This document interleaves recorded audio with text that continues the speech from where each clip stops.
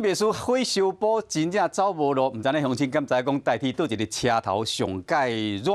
来讲台铁通车头，2016年起。这个冷气就已经陆续出现故障，去年起甚至有2台主机完全停去，不管是员工还是人客，拢热甲挡袂牢。今年虽然已经有招标要修理啊，也要配合车头的营运，就喺暗时才会当施工，上无讲爱5个月150天才修理会好。等是今年热天，无论是员工还是人客，拢爱卡忍耐咧。通车站有真侪民众，不过大位旅客拢一直咧流汗，有人是一直啉水降温，有人是一直咧吃汗，因为这全台湾出入人数第2悬的桃园车站完全无冷气。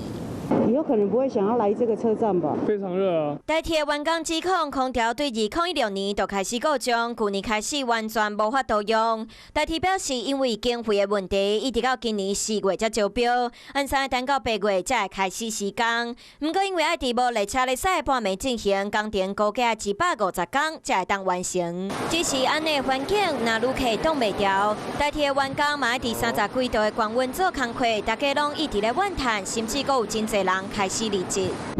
热到快中暑了。像去年的话很热，然后我们很多同事都非常不舒服。